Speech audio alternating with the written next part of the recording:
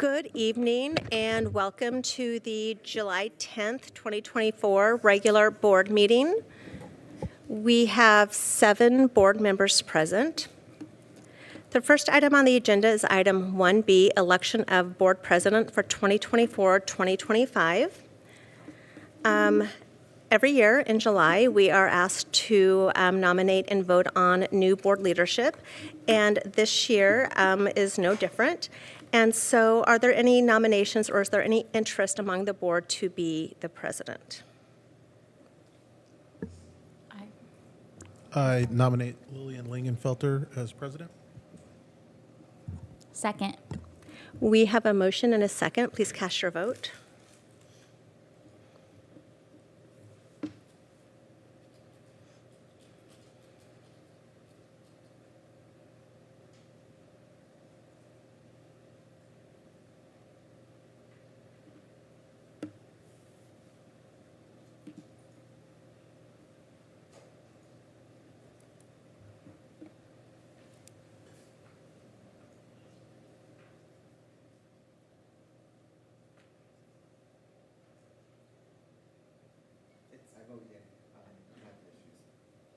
Motion passes 7-0. Thank you very much, and I will turn it over to Lillian. Thank you, Jamie, and thank you for all your leadership over the past year. So we are going to move on to item 1C, the election of a vice president for 2024-2025. Are there any nominations? I nominate Jamie Reaver for board vice president for the 2024-2025 school year. I will second that nomination. Okay, there's a motion and a second. You can cast your vote.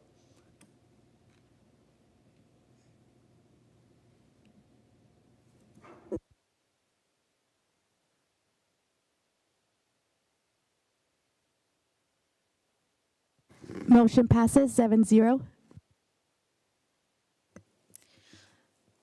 We'll move on to item 2A, adoption of the agenda. I move to adopt the agenda as presented. I second. There's been a motion and a second. You can cast your vote.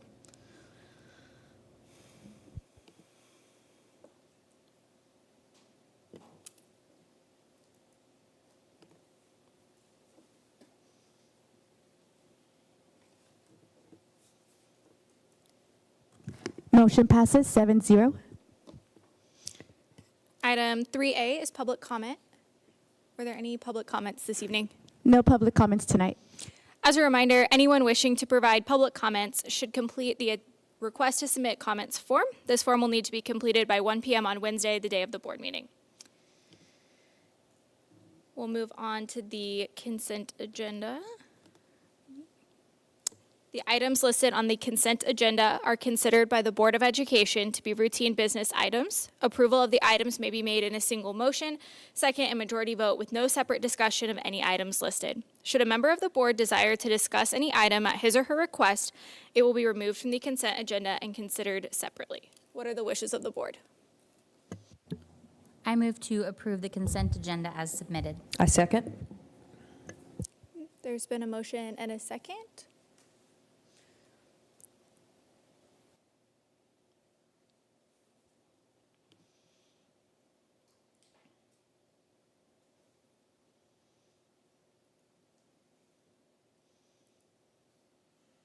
Motion passes 7-0. Okay.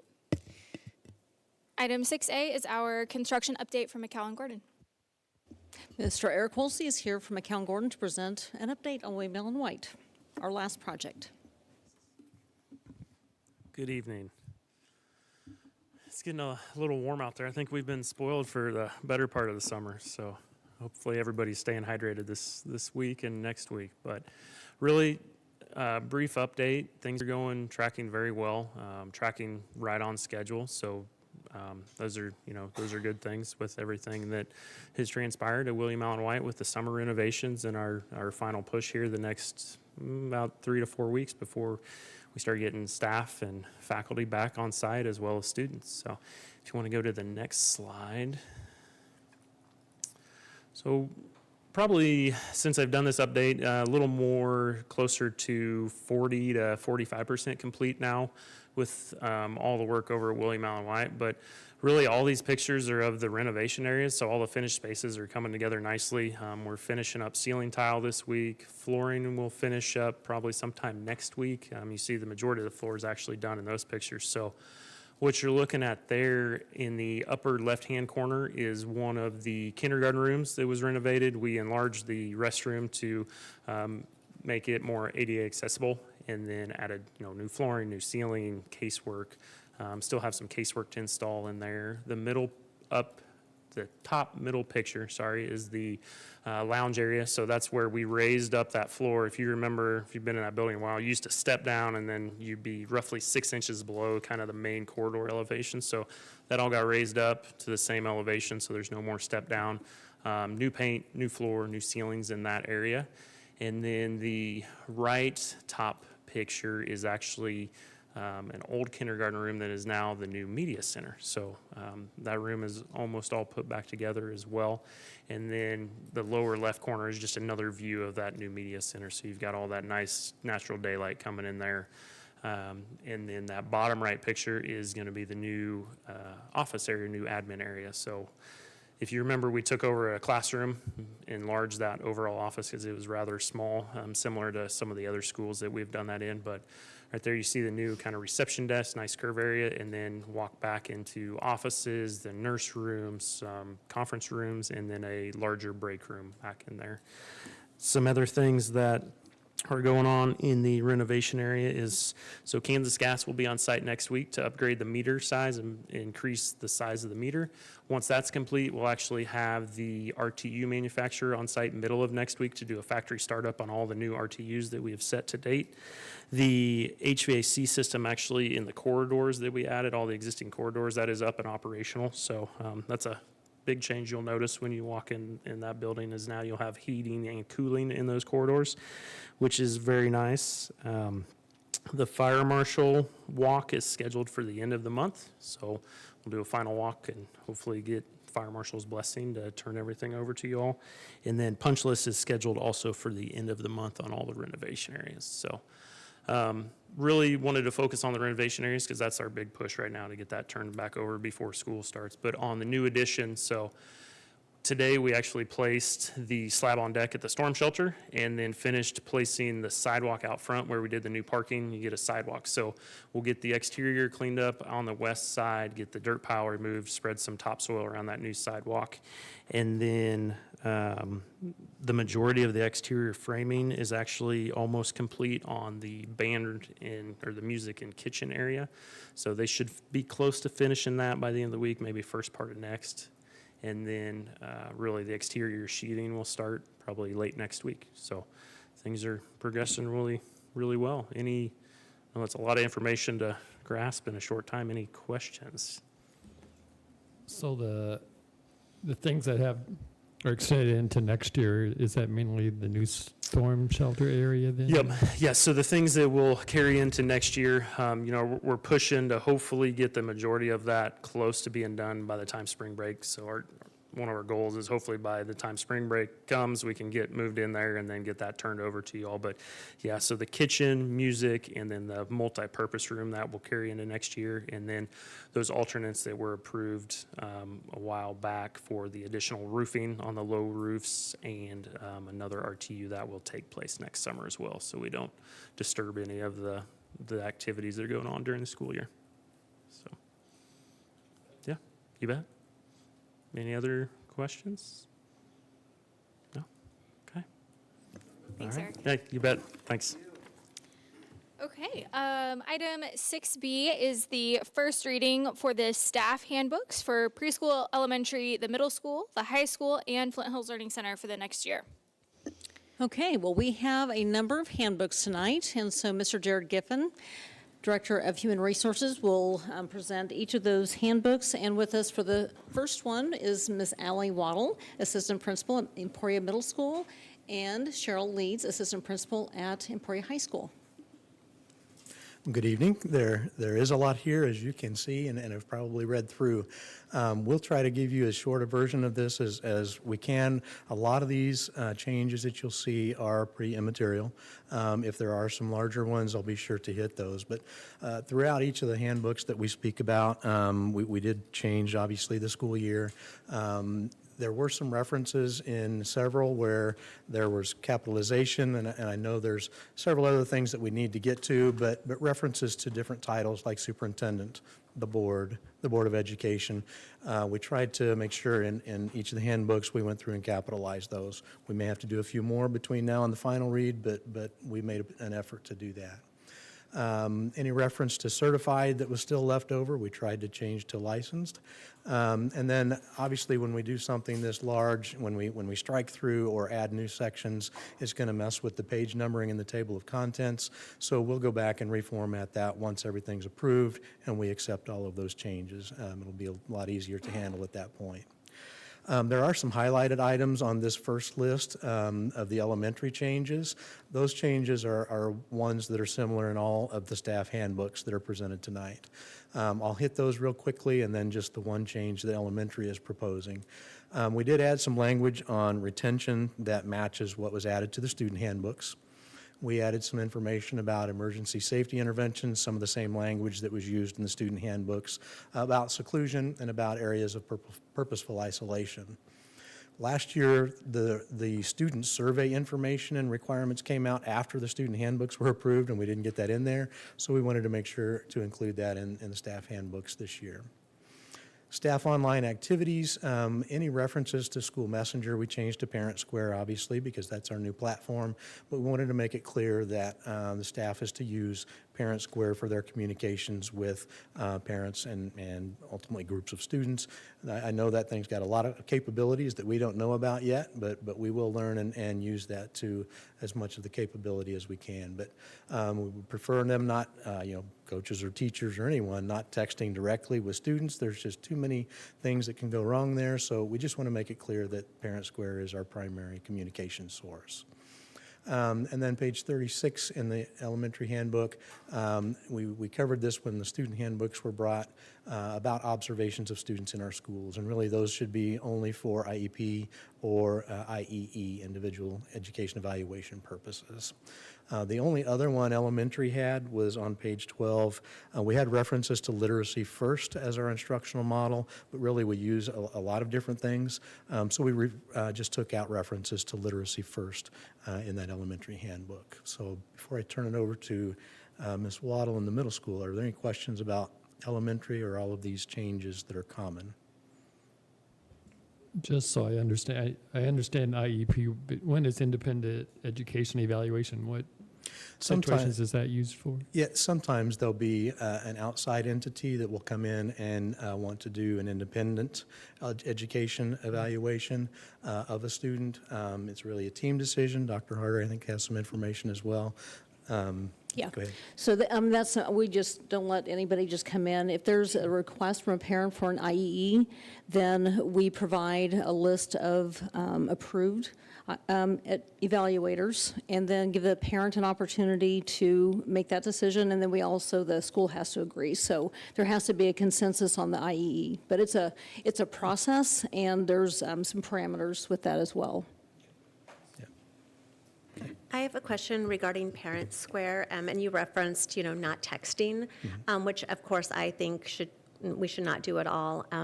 But how, we're telling the adults in the buildings that we have to use Parent Square and we're not going to text, we're not going to use social media, but how do you relay that to the students also so they know if it happens, it shouldn't be? I know we're trying to get as much communication out as we can. I was speaking with Stephanie Murray yesterday. I know they're going to be sending some information out to parents here soon regarding Parent Square. I know Dr. Mickelson has been working closely with teachers and everyone, and I don't know if you might be able to speak what the plans are for informing students. Will that be at the school level or other plans? So we will have district documents and guidelines for that, but then we will, for the teachers to use to communicate that to the students at all levels, and age appropriate as well. You know, I mean, what pre-K shares isn't going to be the same as obviously what like seniors will. And then also, so sharing that with administrators, but then also sharing that with teachers, and making sure that that's a part of our back to school newsletter and those types of things, just so that it's out there, and staff have access to that as well as our principals, and then it's that common message throughout the district. Thank you for the rescue on that. And this is true with coaches, and we're talking about activity handbook tonight. The same is true with sponsors, just having everyone getting used to using that common platform. Other questions? I think the only other question I had was about seclusion, because I feel like, did I hear on the news last week that Wichita Public Schools is no longer allowed to do seclusion? That something came out last week that they, it was regarding students of color and an imbalance in discipline, and some of it had to do with seclusion. And so it was just a brief snippet that I heard, and I just wondered if we'd had seen anything on the horizon of us no longer being able to seclude students, or if those guidelines were changing. But yeah, I had heard something last week, and I should have asked sooner. I apologize. That's okay. So one of the things that we look at in our reports and the state looks at is significant disproportionality. So if there's any a skew on percentage, whether it's a race or gender or ages of a student, there's something that's just standing out, then the state can come in and put in restrictions, so that is a possibility of what has happened. But we followed the emergency safety intervention guidelines, and so we report if there's ever a seclusion, if there's ever a restraint, even if it's for 30 seconds, a report has to be made to the state, and the parents receive a copy of that report. And we log all of that, giving you more information than probably you want. But at the end of the year, there are regular reports throughout the year for ESI that principals do, and then also at the end of the year, there's a principal's building report that reports all of that information in Yeah, and I think we've even seen that before. So, or discussed it. Yes, So we I pulled- appreciate we that. pulled Yeah, some information. I just wondered if, if because of their big, so it must just be a corrective action for It is. that Correct. district. I was as going to opposed chime in. It was the Department of Justice did an investigation, so there was some sort of federal complaint against them. So as long as we're not doing that, we're not affected. We're very cautious. Thank you. I saw that same report. In fact, an article came out in Campus Safety Magazine this week on that very thing. But it was just a disproportionate number of students of color that had been subject to seclusion. So, welcome. Other questions? Okay, Ms. Waddle is here to talk about a few of the other changes to the middle school handbook. Good evening. I just have three very brief changes I'll kind of highlight. On page 21, we changed some language. The e-hall pass system has renamed themselves to Securely Pass, and so we are updating verbiage along those lines. We are also just adding language pertaining to hallway travel and the students requesting passes in the system. On page 23, now that we have new phone systems, that long-distance call section will be removed because that no longer pertains to the practice. And then finally, on page 36, we just kind of clarified language in regards to tardies. So nothing, not a lot, but any questions on any of that? Okay, thank you. Hi, I'm Cheryl Leeds. We have a few changes, and they're more getting things put in up to date into current practice. On page 6, that we are not going to have office aides assigned to teachers during their plan period. That way it aligns with our current practice. On page 6 also, absence from duty, just adding the language that lesson plans will be available when absent.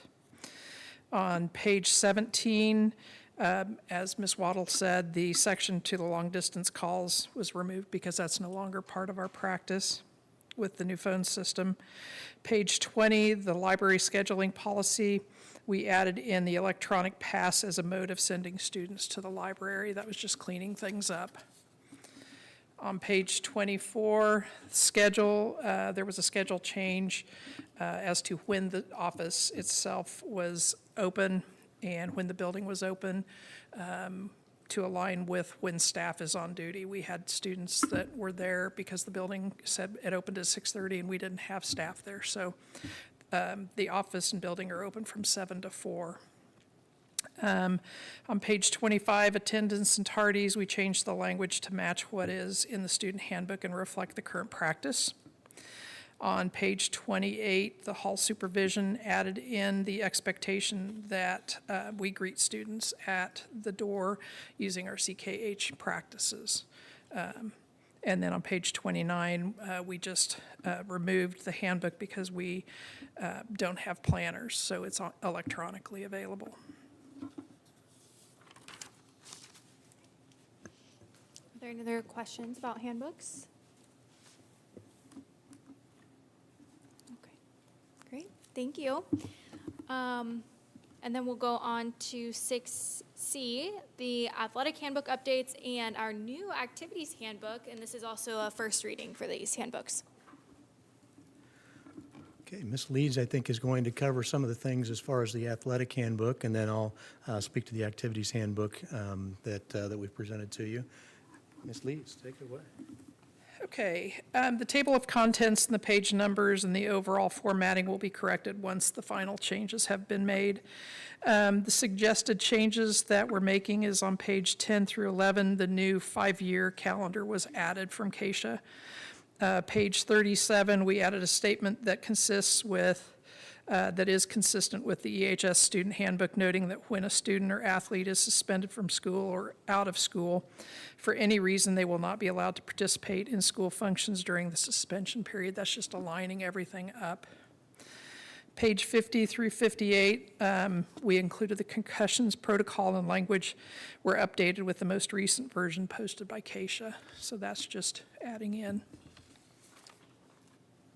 I do have a couple of questions about the athletic handbook. Yep. My first question is, I know that we are really proud that we now have AEDs in our schools, and I noticed that there was nothing about AEDs in the handbook, and I'm just wondering if we shouldn't add that, because I thought it was an expectation that AEDs now travel with teams, and so I just thought that might be something we might want to include.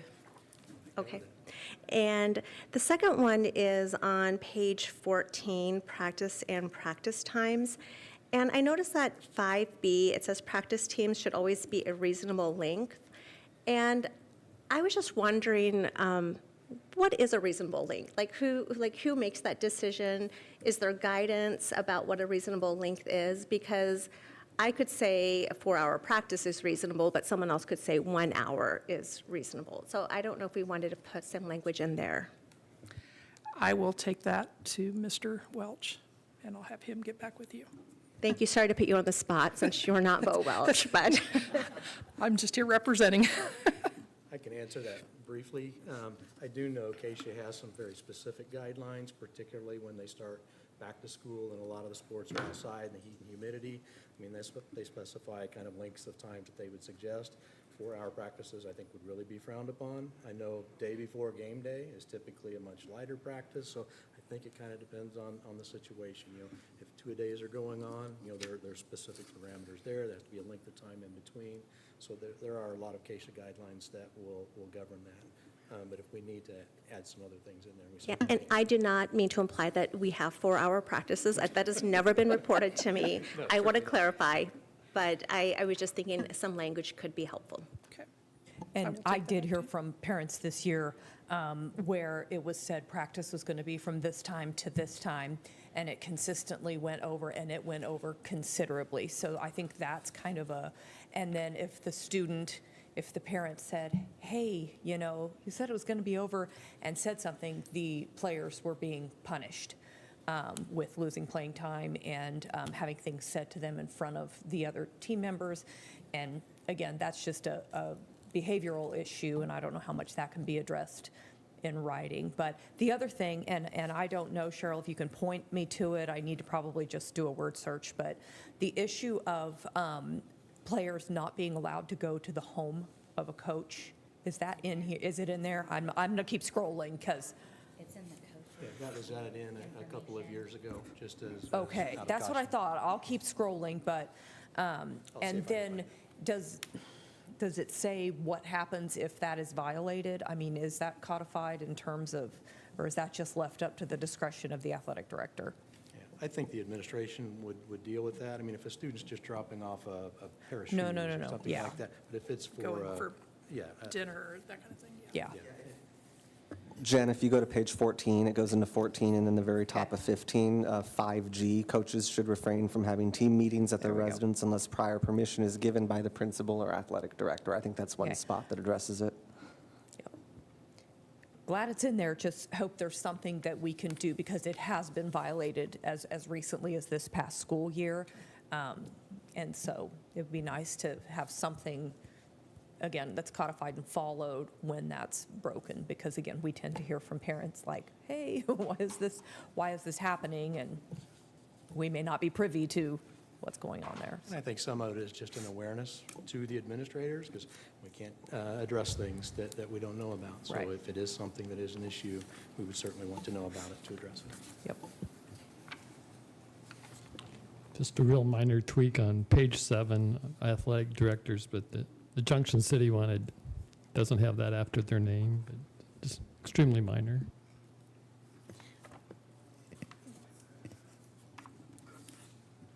I had a question about eligibility. So I think that this is outlined in more detail in the student handbook, but I didn't know if it might be beneficial to just put all of what's in the student handbook in here, because it's kind of, I don't feel like it's very clear when it says that students must be passing a minimum number of classes unless you have the student handbook right in front of you, and I feel like most people are not going to be having both out at once, so it might be helpful to put that in here and then to specify what that minimum number of classes is. We can certainly look at that and pull that language in. I know Keisha has a one-pager that we can provide a direct link to, or even some of those requirements as well.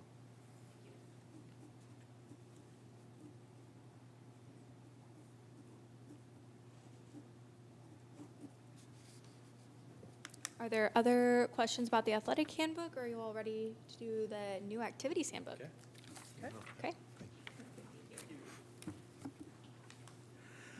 Okay, the new activities book is in front of you. There isn't a cover page for it because it's all new. It did take a lot of people to put this together, so special thanks to Brent Burns, all of the sponsors who provided their information, Lika Barajas in our office who helped compile a lot of this information. We did pattern it a lot off of the athletic handbook. The sections are very similar. We did take out a lot of the language that was specific to coaches and the sporting aspect of it. But I think we do have a pretty comprehensive book here. At the beginning, we did include just some general information that dealt with, from the student handbook, and also some board policies regarding activities. Another section is just completely on the activities that are available. There's one page for each of the activities listed in alphabetical order. I think there are 30 or 40 different pages listed there. And that'll probably be a little bit of a moving target as things change. One great thing about that, though, is Mr. Burns has a spreadsheet with all of the activities listed. All of this information is directly on that spreadsheet, and he's hoping to have it online. It'll be real time, so that if a sponsor change or student leadership change or a description changes, it can all be right there, and kids can have access to the most recent information. And then each year we would just take that and update the activities handbook with it. The sponsor information, again, a lot of that came from the coaching section of the athletic handbook, but we tried to make it more specific to the activities that the sponsors would be taking care of. It includes their areas of responsibilities, some liabilities that could be present when sponsoring groups like this. The next section is on just specific student information regarding expectations that we have for them surrounding behavior, equipment use. Our hazing policy is in there. It's certainly open to other additions as we see fit, but we did want that section in there.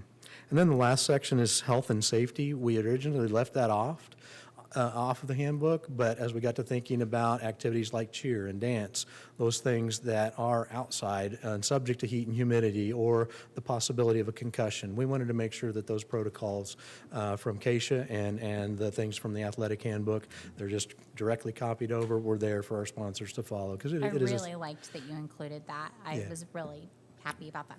Safety of our students is our top priority, so we wanted to make sure that we included those things. So long and short, that's the activities handbook. It's a little longer than I think we expected, but I think it's a really good start at providing some information for our students and staff members as they sponsor these groups. What questions might you have about it? I do have a question. I think this also refers to the athletic handbook as well, but I noticed that on the sponsor information, there's the section on event scheduling.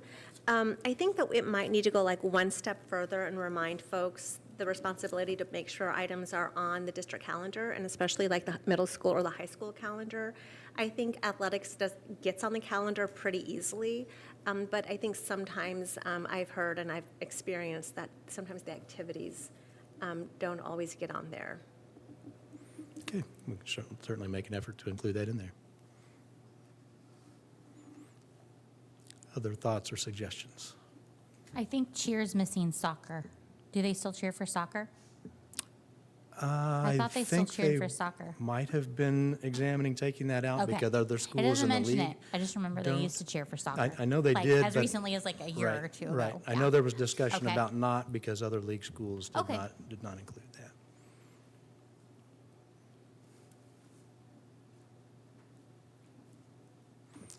Others? Just really glad that we did this. Great Awesome. job. Thank you for making it happen. It took a team. Yeah, thank you for all your work on that. Are there any other questions about handbooks before we go on? Okay, then we'll go on to item 6D, Emergency Operations Plan Updates. This is also a first reading. Okay. So again, I have to thank our Safety and Security Committee. They pointed out a lot of things as we met this year. A lot of the sections that we added were just suggestions that they came up with. So I'll run through some highlights here. We did add a new signature page. The one that we had before was very outdated, so we wanted to make sure we had updated names on there. Any references to school messenger, again, we corrected to Parent Square, so our constituents would know what platform we were using. We've never, and I should have prefaced this, we do have 2 emergency operations plans. So if I hear them, or if I refer to them as EOPs, that's what I'm referring to. So there is a public version that doesn't include a lot of things that are more secure items. There is a full version where a lot of this information was added. Some of this was added to the public one as well. So I just wanted to make sure that everybody was aware of the 2 different ones.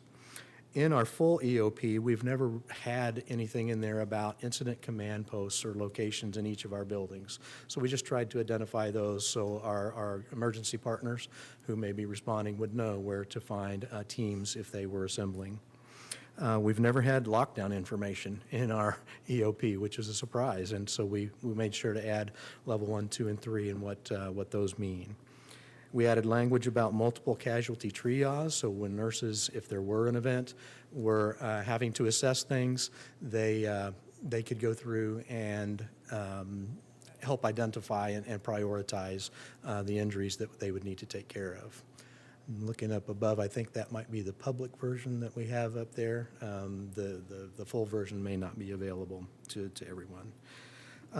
Several of the other sections that were added as far as how people might respond in the buildings included shelter in place, which really deals with chemical spills. If there was a tanker truck that tipped over, or a rail car tipped over in the rail yard, or even something in a science classroom about what we would do to shelter in place. Some others that we included there involved extreme cold weather, earthquakes, a food safety plan. We also added some information in about our cardiac emergency response teams, or plans, and our medical emergency response teams.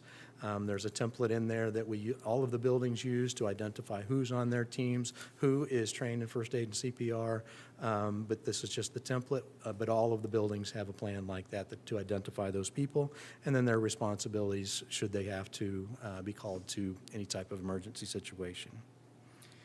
Some other things that were added in there are guidelines for developing policies for student suicide. We updated a few numbers and things on first aid and CPR responders, really more emergency responders. Building relocation sites is another thing we added in there. Every building in the district has a primary and a secondary relocation site. And we didn't have those listed anywhere. So again, if emergency response wanted to know where, Walnut's first relocation site would be, they would know where to respond. But we've got that in our full EOP this year as well. And the last few items were really just updating the building maps that we had available. I know there are a few buildings that we're still waiting to get the maps finalized, but as soon as we get those, we'll be adding them in. And then Logan Avenue, actually, you just approved it this evening, has an MOU with the city. If they ever had to relocate, their primary site would be the zoo. And they would have, we just had that MOU drawn up. There's a template in the EOP for us to follow as well that we wanted to be sure to include. So questions might you have about all of that information? So are these handbooks, is there a practice that how they are talked about with at staff meetings or something? Yeah, usually any of the changes that are added, whether it's a certified handbook or a classified handbook, an emergency operations plan, the administrators will go over the changes that are there. Or throughout the year, they may have a tabletop exercise on what happens if mercury spills in a science classroom. And then they could, in a science department meeting, for instance, they could talk about what their emergency response would be. So there's a number of ways that the information in here gets out to staff members. Obviously, we can't have everyone review it all every year, but pieces we feel like we haven't covered in a while might be something we would bring out in a tabletop exercise. But the things that are changed, we do ask administrators to review those with staff and have them available so that they know what changes have been made to whatever handbook or plan might be updated. Very good. I had a question about the building crisis kits, but then also I think something is missing from one of the appendixes. Okay. So I guess my first question is, are the building crisis kits something that we're using? Because I saw you had the list of suggested contents, and then who's putting those together, and are they distributed like in the buildings, or does each classroom have their own, and who is responsible for all of that? Great question. As I came by the office over here where a lot of Jen Arndt's supplies were left, there are a couple of emergency kits in there. Every building, I think even transportation maintenance, has a building kit, and it has a lot of those very supplies in it, from bullhorns to gauze and wrap and tape and Band-Aids and the myriad of supplies. Classrooms don't have the large bags like that, but they do have something smaller, which would include, emergency wraps or Band-Aids, so we don't have to send kids to the office, 20 times a day to get a new Band-Aid. So they do have some smaller kits like that. I know some buildings have had fanny packs where they keep that out, and if they go out to recess or they're on a field trip, they'll take those things. Many of the groups, like when grade levels go on a field trip, will take a bag with them. Our buses are equipped with a lot of first aid supplies too, and most of the places they go would have some type of emergency bag. As far as keeping those up, I know Jen has helped do that with nurses in the past, but even before we had that district coordinator, all of the building nurses helped to resupply classrooms and help keep those kits. So hopefully as we move forward, we'll have somebody that can help coordinate that. If we're doing a big district order, we can do it that way, but we will have nurses keeping an eye on those things as well. Okay, thank you. And then I think the part that looks like it's missing is listed in the appendix, that underneath building crisis kit, there should be a classroom crisis kit. It's in the table of contents part for the appendix, but it's actually not in the appendix. Okay. Well, I will see if I can find one. If we need it there, we'll definitely include it. Thanks for pointing that out.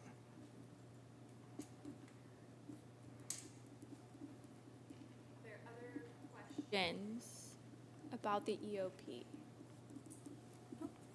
Okay. And then one more set of handbooks. Item 6E, classified substitute and administrator handbooks for the 2024-2025 school year. Okay, so we'll start with the classified, and again, all of those things pertain up there at the top. This probably had the most substantial changes in it, but a lot of them, again, were not as big as some of the other ones. So I'll kind of hit the highlights. If there are questions about any of the others, please let me know. Anything that referred to comp time or compensatory time in the handbook, we did take out. That's one thing we're really going to keep an eye on next year and not allow unless it's a situation that's been approved by a supervisor. But the comp time is something that we removed out of here. On page 10, page 10, we added some information about Spanish stipends that are available to our staff. We didn't have much in there about that. We wanted to make sure that our classified staff knew that was available to them. The same was true for education stipends. We really wanted to make sure they knew that if they had any associate's degree or bachelor's degree or certification that related to what they were doing, they were eligible for additional pay.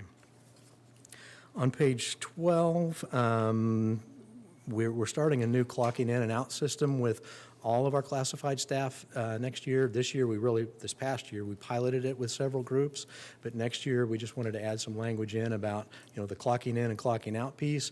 In Skyward, where it is tied to, but the name of the system is True Time. You may have heard that to this point. And then also to lead people where to find their pay stubs in Skyward.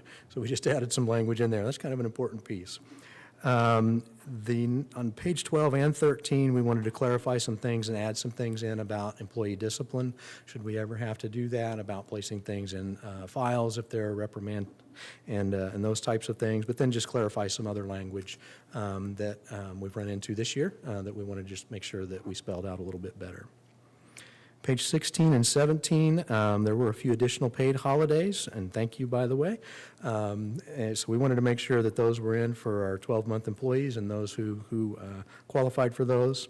Page 17, there were some sections on vacation time. We just wanted to make sure that that was clarified. We added a chart to, I think, make that a little bit more understandable. On page 21, when we added maternity and paternity leave last year, we talked about classified staff having to pay back at the sub rate. Well, that's more than what many of them make, so we wanted to make sure to specify they would repay those days at their daily rate. Short leave was previously listed as emergency short leave. We've changed that to take out the word emergency. If somebody does need to leave for something, it kind of matches what we've always done with our certified staff. So we just wanted to kind of align those and help those folks out. Page 26, in the past, we've had some people hold on to something like their mileage logs for a whole year, and then they would turn in and get a gigantic check in June.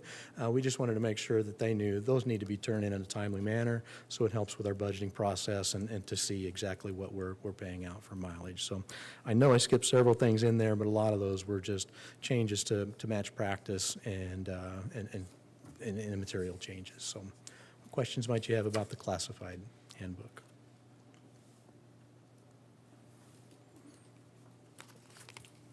I have a couple, I'm sorry. I'm looking at travel expenses, and I'm just wondering if we shouldn't think about, as a school district, some of the parameters we have. Like there's a line that says there is no per diem or meal reimbursement for in-state travel unless approved by the immediate supervisor. And, I don't know, if someone's traveling away from their home for work and going to, let's say, Wichita or Topeka, they're traveling for work, and so it just feels like those should also be expenses that are reimbursed, because I guess if you're going to an out-of-town meeting, you could pack a lunch, but at the same time, it's about how we treat people as professionals. I'm just wondering if maybe that's a section we could look into, not for the next reading, but just start exploring it for next year. I definitely think so. I think in many previous years, there were per diems and people were allowed to stay overnight if it was in-state, but at one point that changed and we didn't allow people to stay overnight if it was in-state travel. If you're in Colby, Kansas or Hayes for something like that, it does make it a little difficult to drive. But I think we've loosened that a little bit to where we are allowing some of those if it is going to be a burden upon the employee. Just had two folks attend a week-long conference in Kansas City. We obviously paid for their meals if it wasn't provided by the conference or the hotel. So we're using some discretion, but I do think that it would be good to spell that out and have some more conversations about it. Okay. Yeah, I like that too, Jamie. Others? Okay. Hearing none, I'll move on to the next one, the substitute handbook. Hopefully, this will be the quickest one of the night. Just a few smaller changes here. On page 6, many of the things that we had handed them before in handouts, we found just kind of ended up in the trash, or they were asking questions the next day about it. We do an orientation with our substitutes, so we really just clarified some things there in that section. Tobacco use, the policy in there, or the language in there was from an old policy, so we needed to include some things that include vaping and the more recent trends. And then page 12, we just updated the types of substitutes and licenses that were required in the handbook. So any questions about the sub-handbook?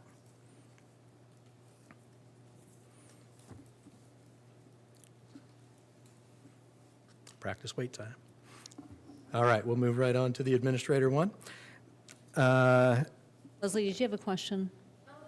I guess I did wonder, this also covers long-term subs Yes. who could potentially need to communicate with parents via Yes. Parent Square. Is that also? I think Did we that get addressed that updated? in. I don't even know if it's in there. I'm think sorry. It was I in didn't so look. many of them here lately. I know, right? We looked I at will so make much. sure it's in But there. anyway, I think it would be good if long-term subs also have that information. Oh, yes, page 15 and 16, Oh, information nice. about expectations for Parent Square. Oh, there it is, duh. Sorry. I saw that too, and I also had a moment of confusion because I was thinking, could a sub, for a day use Parent Square? But I did not think about long-term subs, so thank you for thinking about that. No worries, there's a lot I was here. being complimentary. So I have kind of a lawyery question. Probably isn't something that would ever be enforced negatively, but the use of tobacco products and nicotine delivery devices, aren't there some people who get prescription patches? So wouldn't that technically cover that if we say no tobacco at all? I don't think anyone would enforce that, but unless it's okay. Sorry, I didn't use my speaker. It's nicotine, not tobacco, so wouldn't we probably be okay? Yeah, I see. Yeah. Yeah. Disregard. That would be one of those calls to KSB. I think we would just handle it on an individual basis, and, if somebody's needing that, I think we would have to take it on a case-by-case. Okay. Any others on the sub-handbook? All right, and the final one, the administrator handbook. Again, some smaller changes, but I'll point a few of the bigger ones out here. Page 11 and 12, again, just added the chart in to specify the holidays that were in there. On page 17, there was some language added about national certifications or those with their ESL endorsement. I do want to point out that we may look at the language in that and have it different for the final read, because it says that serve students pre-K through 12. Well, there's administrators in the buildings and at the district level who would get this, and sometimes people don't see us working directly with students, but we work directly with the teachers who work with the students. So we just want to make sure that that's very clear, so that might be a little bit of a change that you'll see for the next one. Also on page 17, we did add a 1/24th pay option for new administrators. Sometimes they were waiting a month for their first paycheck, so we gave them the option, like other staff teachers do, who are only paid once a month, to have that first 24th paid in partway through that first month. Page 30 and 31, we clarified language on voluntary early retirement, just again to match our process, who a retirement letter would go to, and those kinds of things. And then page 36, we just updated our organizational chart with a couple of title changes, and then just remove some lines and arrows and those kinds of things. So are there questions about the administrator handbook?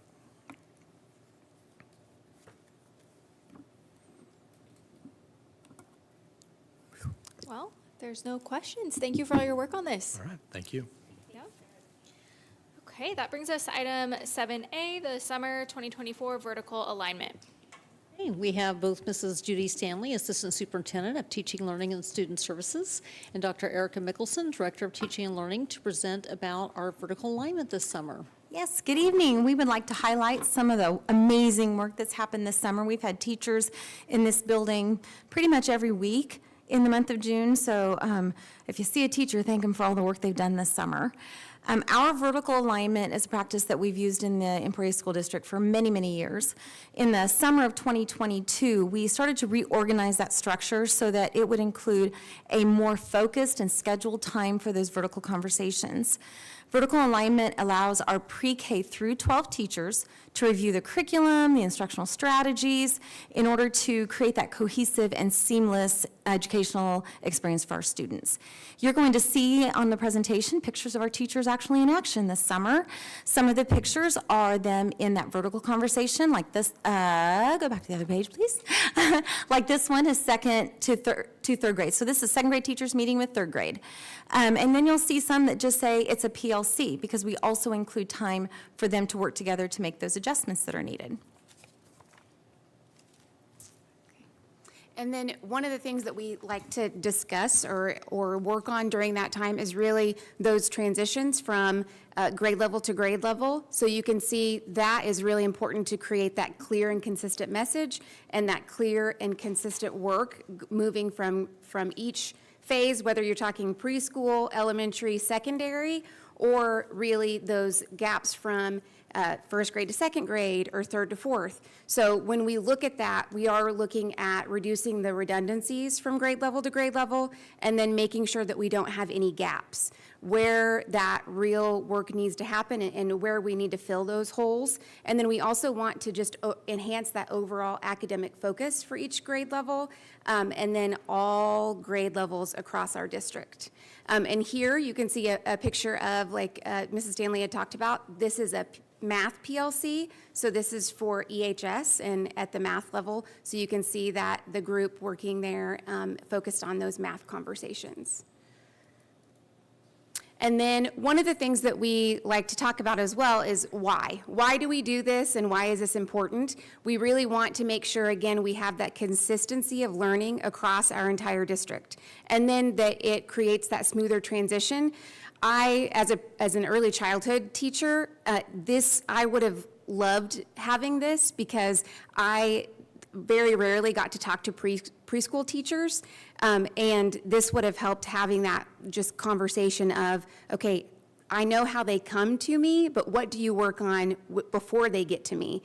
And then talking to first grade teachers of, this is what we've worked on this entire year, and this is what you can expand on, or maybe this isn't what we got to. And those conversations are happening during the summer. I actually came on last year, right at the start of these, and hearing all the conversations this year just get richer and deeper. It was great listening to the conversations. Those conversations then improve the outcomes for our students. So having teachers come in and spending 2 days of their summer really just digging in and having that deep conversation is so critical for all of our students. I mean, it ultimately benefits them. When we had the work, and we'll talk about who came, so over 80 teachers came, and that's huge. We had a great response to this. All of the lead teachers at the elementary level were invited. We also invite all pre-K teachers and then all secondary teachers in math, ELA, social studies, and science. They're all invited. Not all of them are able to come. Of course, it's their summer as well. But we did have 80 teachers come, and that was a wonderful response.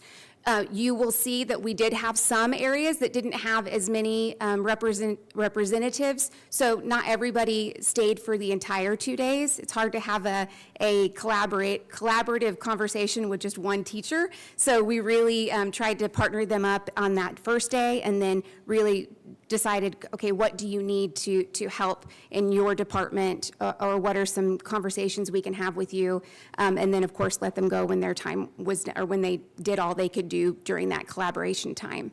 So you can see the breakdown of all the teachers that were involved in that, and then a couple of the photos of them in action as well. Okay, so here is our agenda for day one.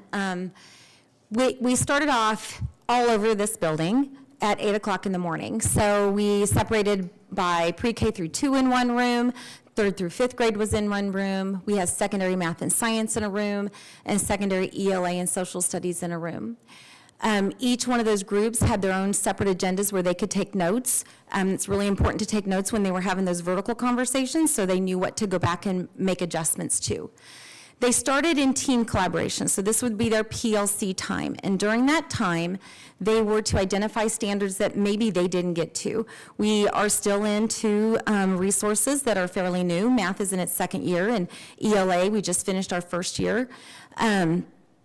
So there's time for adjustments. So it's, let's look at our grade level. What did we not get to?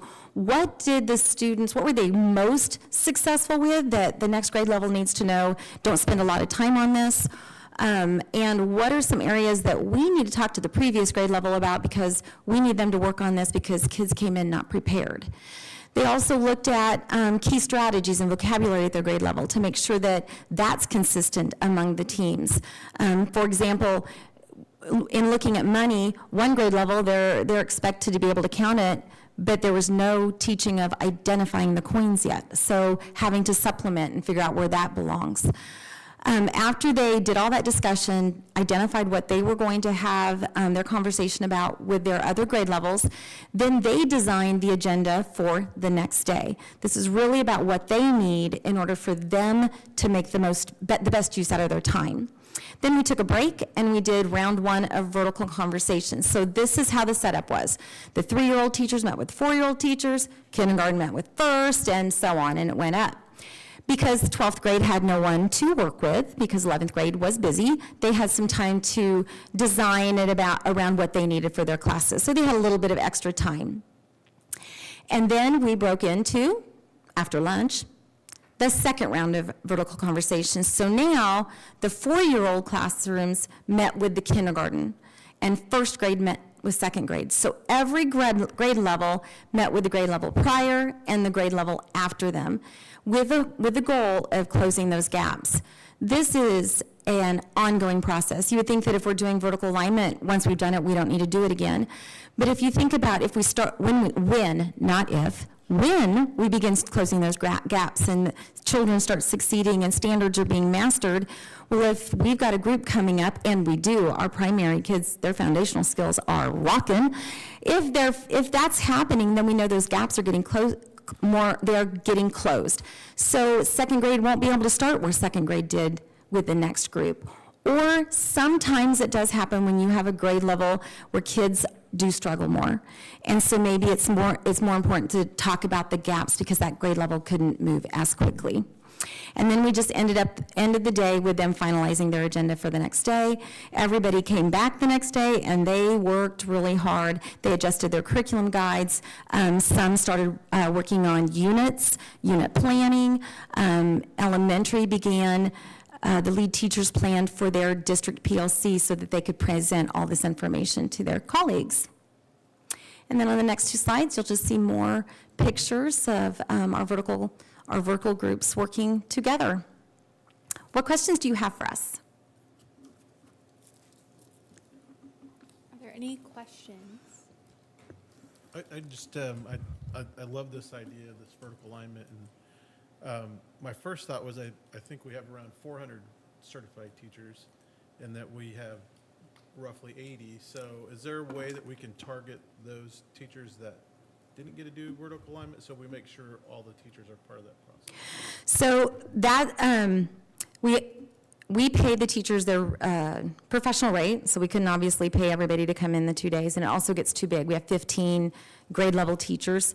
So that's the purpose, that's the reason we bring the lead teachers in. And so what happens is the lead teachers then will communicate that. In August, we'll have a district PLC where all the kindergarten teachers together, and the kindergarten lead teachers are going to present the information that took place here in June. That's also the role, we pretty much had every pre-K teacher here. But for the ones that aren't, they will work in a PLC and have that conversation. And then that is why we invite every secondary teacher, because they only have 2 to 3 teachers that teach the same content, same course. So it's really important that they come. They don't always do that. So the goal is when they meet with their PLC in August that they'll communicate the conversation that happened in June. But we are very purposeful. The reason we do invite all of secondary and pre-K is because they're smaller groups, but we couldn't couldn't bring all of elementary in. So we do have a time when the lead teachers communicate that. We also, throughout the year, have those PLCs with grade level PLCs at the elementary, and they will talk then as a district about what is needed, what are we missing, so they start prepping for that vertical conversation for the next year.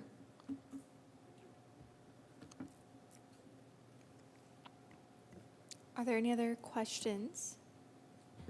So I know that it's not possible for everyone to come, but did we have anybody who like really wanted to come and couldn't, so they sent their observations or their questions with another teacher so they were able to be discussed? We did have a couple of lead teachers that couldn't, so another teacher from their building came if they could. Okay. Yep.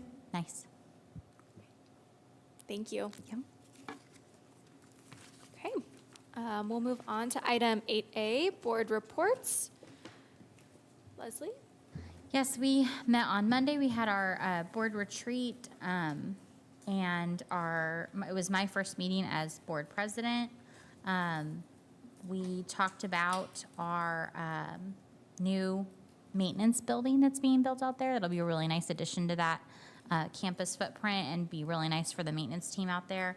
And then also about our our campaign for our advanced manufacturing facility that we're hoping to get. So you'll all be hearing more about that soon. It was just a good old meeting. Talked about Title IX. Can't get enough of that. And then Jeremy, has the rec commission met? No, the Rec Commission meets for its normal meeting next week, but we did have a special meeting on the 1st of July to review an issue we're having with an employee retention tax credit we had received for 20 and 21, which was kind of in the same vein as the PPP loans and stuff, but it was a different way.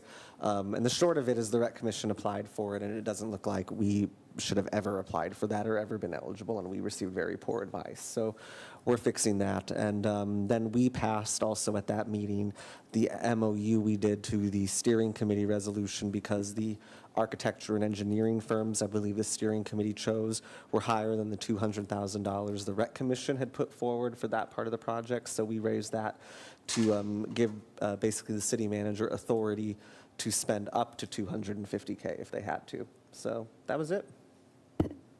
Great. Thank you. Okay. Item 8B is appointments for 2024-2025. Each July, the board is asked to make annual appointments for various positions, including the board clerk, treasurer, school attorney, truancy officers, etc. The board will also ask to appoint depositories for school funds, the official paper for legal publications, and various agents and coordinators. Is there any discussion about this? This is an action item. I move to approve the appointments for the 2024-2025 year as submitted. Actually, I had something I wanted to mention. Wasn't there some discussion? I'll rescind my motion. Okay, thanks, Leslie. Sorry, I just wanted to ask if there was any discussion amongst the board about looking at possibly opening up the bidding process for the school board attorney. I feel like we talked about that at our not our professional learning day, our board member retreat. So many words. Is there any discussion about that, or is that something we want to shelve for another day? I mean, I don't think we're even close to ready for that. And this has to be approved this month. I mean, I'm sure if we had to, we could change it mid-year as far as that goes, but I don't think we would be ready to do that until the 25-26. That's my guess. We would be signing a contract for a year, so, and the current district attorney, I mean, she has a lot of history with us. She's given us a lot of timely advice and worked through some difficult situations, so. Yeah, I don't feel strongly about it. I just wanted to bring it back up because it was something that we discussed at the board retreat. So. Yeah, I think that ultimately timing wasn't on our side to really like move that forward because of the requirements to make these appointments tonight. But we did have that, I mean, I want to acknowledge, like, we definitely had that conversation just because we think it's always good to like look at all of our appointments. And maybe that's just something we put off, for another year. But again, timing. Thanks for bringing that up, Jeremy. Leslie, do you want to go again? Can I put it back, or I'll just say it again? I move to approve the appointments for the 2024-2025 year as submitted. I second that. Okay, if there's no other questions or discussion, you can go ahead and cast your vote.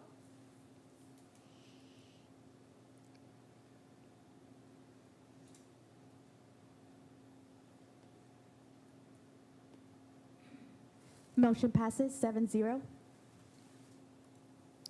Okay. Item 8C is the resolution for home rule for 2024-2025.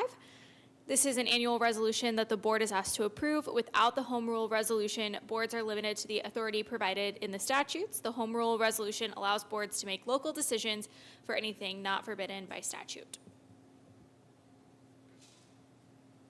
This is pretty standard. We do this regularly. I don't think there's a whole lot to discuss.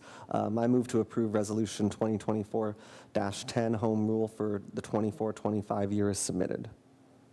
Second. Okay, there's been a motion and a second. You may cast your vote.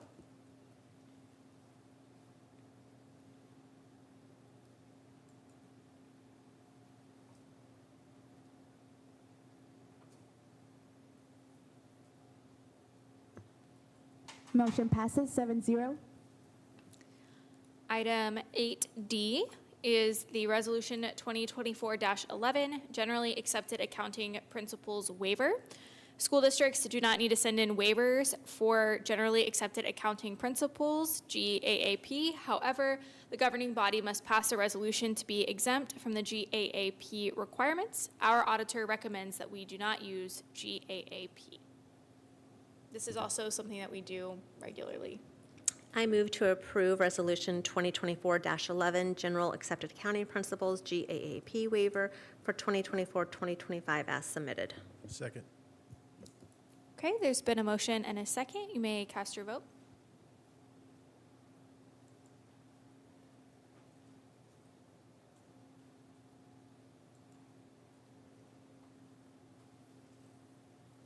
Motion passes 7-0. Okay, that brings us to item 9A, future board calendar dates. It is always a little shocking to see that we have back to school dates on our calendar already. The summer went by so fast. Our next board meeting will be here at Mary Herbert Education Center on July 24th at 6 p.m. And then August 7th, we have back to school convocation and board tours at Emporia State University. And then our next regular board meeting, August 14th at 6 p.m. here at Mary Herbert Education Center. And that brings us to adjournment. I move to adjourn. Second. Okay. There's been a motion and a second.